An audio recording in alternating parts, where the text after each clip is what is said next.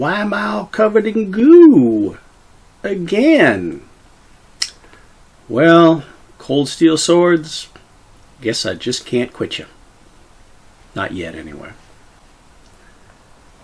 The cold steel parrying dagger. Now, dagger, but I'm going to have to back up a little bit away from the camera just so you can see the whole thing in shot. I wasn't quite prepared for what came out of the box today. Now, obviously I bought it, so I knew what I was buying. And yes, I did my research in terms of specs, but oh yeah. Certain things you just can't learn from those numbers, and some of the numbers aren't necessarily there. Couple of numbers. 13-inch blade. 1 pound 11 ounces.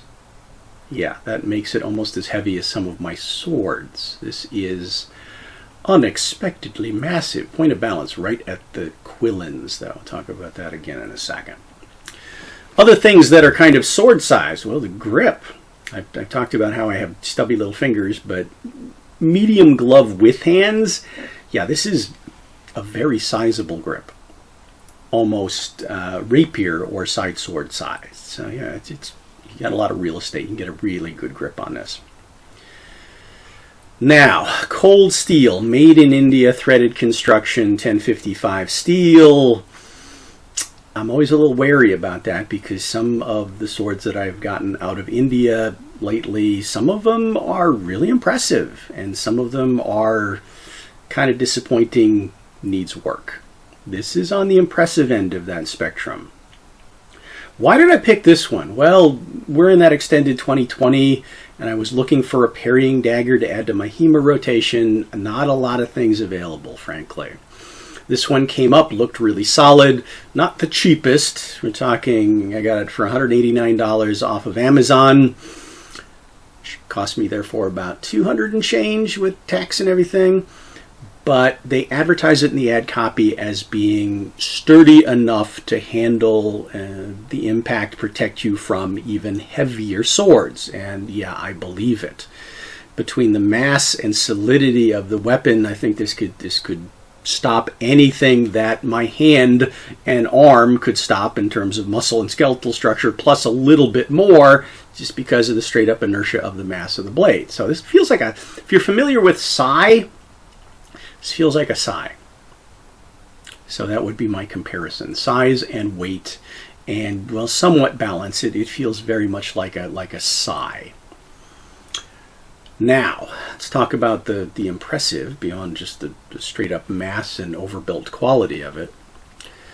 The grip, really, really well done. The wire wrapping, there's no Turk's heads, but it's really smooth. No hot spots, nothing biting me. Everything else really tight, also really smooth and well fit.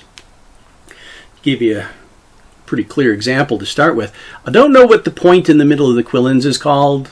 If you guys know, please put it in the comments because I keep calling it not a languette. But on a lot of the India-made swords I've acquired recently, it tends to be uneven, not centered, rough, sharp, just kind of a disappointing part of the sword. This is very smooth and well-rounded and pretty well centered on both sides. Now, obviously, this guard is, well, one-directional, and I guess that is traditional. I'm going to have to get used to the fact that there's just nothing on the thumb side. If I'm using it right, I guess that won't be a problem. On the other side, though, you've got a nice sizable side ring, and there's no obvious welds. This seems to be a good solid steel casting. Again, everything well-rounded, well-finished. The quillins, though, not sure about this. Never worked with a weapon like this, where you've got the quillins kind of, I guess, horn curvature towards that finger hand side of it. I'm assuming that is to maximize its ability to catch an opponent's weapon. I'm going to have to try it out, see how it works. I'll get back to you, let you know after I played with it for a while. But again, I wanted to give you a look out of the box before I started messing with it. Speaking of messing with it, blade. 13 inches, 1055, 1 pound 11 ounces, balance point right in the middle, right at the quillins, and I think that is the mass of the hilt and not the distal taper. Why? Because, well, there isn't any. 3/16 of an inch thick at the base of the blade and all the way up right before the tip. Diamond cross section. This was something I wasn't also sure about. From all the pictures I saw on all the websites, they kept showing me just the one side, so I couldn't tell, and they didn't say if it was a diamond or triangular. And it is a diamond, and it's pretty well done. It's got that machine polish, but it's not overly chrome looking. It's got a partial fuller. Actually reasonably crisp. The central ridge is very well done. There's no obvious rippling or lumpiness in the blade. That's something I've come to kind of expect from Indian-made swords. Yeah, the evenness of the planes tend to be pretty bad, but this isn't. Sharp-ish. Yeah, it's not a butter knife, but it's not razor sharp either. I'm thinking the edge bevels that are on here from the factory are probably at about 35 degrees. So I'm going to take it out and put it on the fine sanders and see if I could reprofile that down to something more like 25 and see how that turns out. But again, wanted to show it to you before I did that. So a nice, solid, impressively fit and finished weapon for a reasonable amount of money. Not the cheapest, but I think I got my money's worth. Let's talk about the scabbard.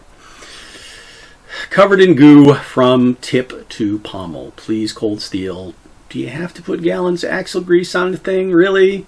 Think of the environment, or at least my sanity. Yeah. But I understand you're trying to protect the sword for that long journey it's on. Scabbard, as also I've come to expect, full of that white powder that just never wants to go away. So if you guys have a trick for cleaning that out of here, let me know. Because otherwise, every time I put the sword back in and pull that out again, it's covered in a mixture of white powder and, well, residual oil. You know, continuously wipe it off. And yeah, I've still got swords weeks and weeks and weeks later that are still spewing the stuff all over the place. So, yeah.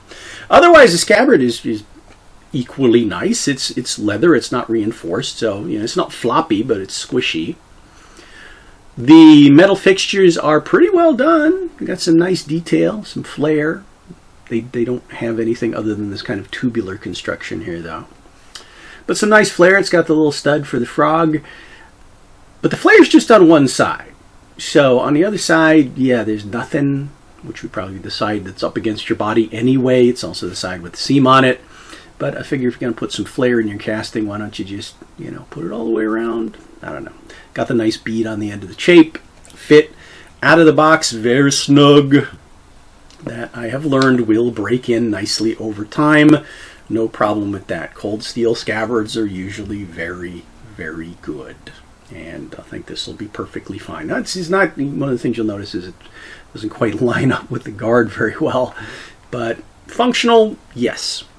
For the money, I think I got a pretty good deal. Again, I'm going to add this to my HEMA rotation, probably re-edge it, let you know how it modifies and how it holds up, performs in practice. But until then, as usual, if you're thinking about buying a parrying dagger or this parrying dagger's caught your eye, I hope this was useful information, informative, and as always, thanks you guys for watching, and I hope to see you for more.